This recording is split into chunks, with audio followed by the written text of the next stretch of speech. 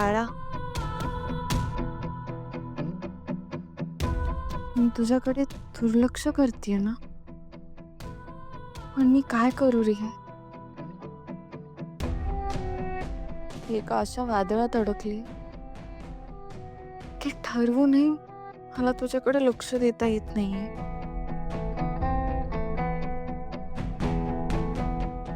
तू येण्याची बातमी मला कोणाला सांगता येत नाहीये, कारण मी एका एका अशा दलदलीत अडकले की मी किती हातपाय मारले ना,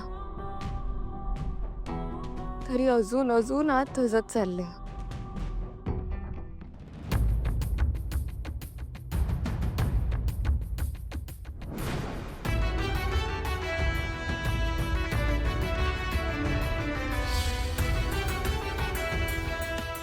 बाळा,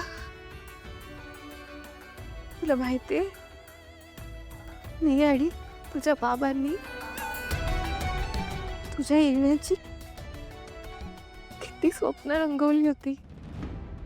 अरे, आम्ही तर तुझं नाव, शाळा, कॉलेज, पार तुझ्या लग्नापर्यंत सगळं प्लॅनिंग केलं होतं. तुला माहितीये,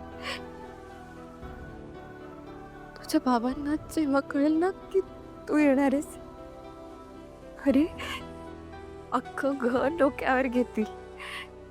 जगातली सगळी सुख आपल्या पायापाशी आणून ठेवतील. आपल्या दोघांना तसं एखाद्या नाजूक फुलाप्रमाणे जपतील.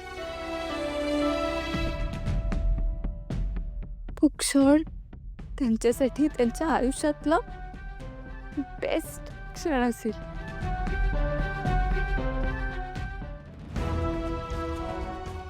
पण काय दुर्दैव आहे ना,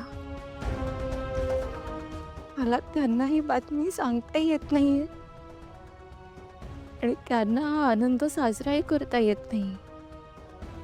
हे बाळा, पण तुझ्या बाबांची काही चूक नाही आहे यात. ते तर बिचारी स्वतःच खूप एकटे पडले. बाळा, खरं तर मला ना आता ह्यापुढचा प्रत्येक क्षण तुझ्या बरोबर घालवायचंय, तुझ्याकडे लक्ष द्यायचंय, तुझ्यामुळे होणारे माझ्यातले बदल अनुभवायचे.